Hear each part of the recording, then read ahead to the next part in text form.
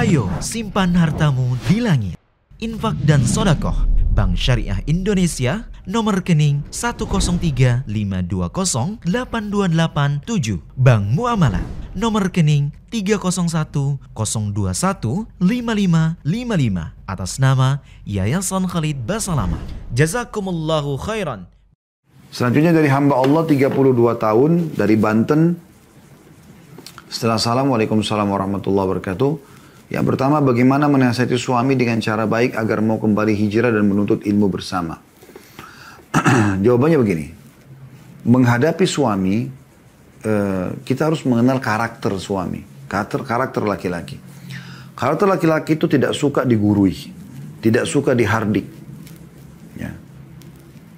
Jadi kalau ibu mau mengajak suami, ya, hijrah, taubat, kepada hal yang lebih baik, maka hindari dua hal ini. Jangan kesan menggurui, jangan kesan menghardik dia. Itu kamu sudah jauh dari agama, tuh ayo kembali sekarang. Nanti kalau tidak nanti masuk neraka. Hardikan. Yang terjadi pasti penolakan.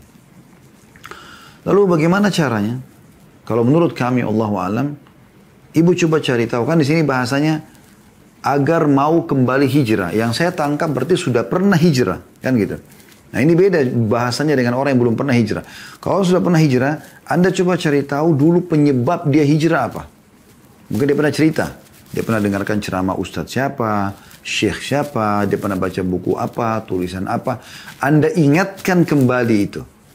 Dengan cara Anda share di handphonenya dia. Atau di masa-masa lagi harmonis ya. Selepas biologis misalnya Anda bicara baik-baik sama dia. Anda ingatkan masalah itu.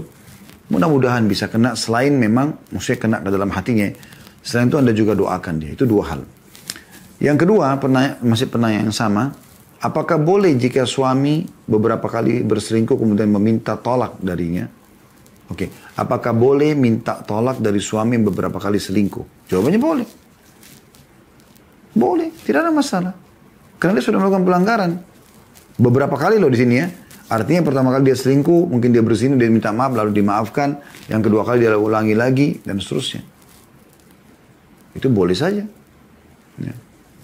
Yang ketiga, saat ibu perempuan belum meninggal, beliau berpesan agar anak perempuannya tetap bekerja hingga memiliki rumah. Namun kenyataannya sudah beberapa tahun menikah dan bekerja tapi belum juga ada rumah. Apakah jika perempuan berhenti kerja dan tidak mengikuti pesan ibu itu berdosa dan salah? Insya Allah tidak. Insya Allah tidak. Ya. Karena pada saat sudah menikah, kalau memang anak perempuan ini sudah menikah ya, maka dia kan punya kewajiban lain mentaati suami dan segala macam, dan suami punya kewajiban untuk menanggung dia. Dari satu sisi, di sini pesan yang ibu titip pesankan, anaknya tidak boleh berhenti bekerja sampai memiliki rumah. Ini pesan bukan sebuah kewajiban yang harus diiyakan. Kalau seandainya dia bekerja sampai dia tua, sampai pensiun tidak bisa kumpulin uang karena gajinya kecil, dia berada di sebuah perkampungan, apakah dia berdosa? Jawabannya tentu tidak ini. Karena ini kan beban yang mungkin belum tentu bisa si anak lakukan. Sementara Allah SWT mengatakan, la yukallifullahu nafsan illa us'aha. Allah tidak akan pernah maksakan satu jiwa kecuali sesuai dengan kadar kemampuannya. Ya. Tetapi di saat Anda bekerja di satu tempat, pendapatannya ada, Anda juga belum menikah, ya, tidak terikat dengan akad dengan suami.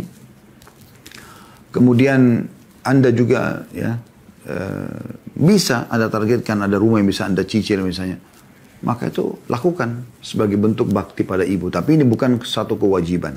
Insya Allah mudah-mudahan tidak berdosa kalau Anda sudah berusaha ya. Masih pertanyaan yang sama, yang keempat, apakah jika suami menyakiti hati istri akibat perkataan dan perbuatan yang kurang baik berpengaruh terhadap kelancaran dan kebutuhan rezeki yang dicarinya? Bagaimana cara mengingatkan dengan baik hal tersebut? Ya. Kalau apakah itu berpengaruh pada rezeki? Bisa saja. Karena umumnya dosa itu berpengaruh pada pendapatan rezeki. Umumnya dosa berpengaruh pada pendapatan rezeki. Ya. Dan itu bisa terjadi, bukan mustahil. Oleh karena itu, bisa. Cara mengingatkannya, secara umum saja, biasanya sih, Allahu a'lam peringatan dari Allah ada. Ya, pada saat seseorang itu kasar dengan istrinya, atau dia membengkalikan nafkah yang wajib, atau dia melakukan maksiat di luar rumah sana, itu biasanya peringatan-peringatan dari Allah datang. Seperti terhimpitnya rezekinya sendiri. Ya. Dan saran saya, kalau dalam kondisi memang suami lagi ada masalah, segala macam, yang paling tepat Anda jangan bicara apa-apa. Sampai dia yang melibatkan. Kalau dia mengatakan misalnya, saya punya masalah ini, masalah itu, gitu, ya. Misal, ya. Maka Anda di sini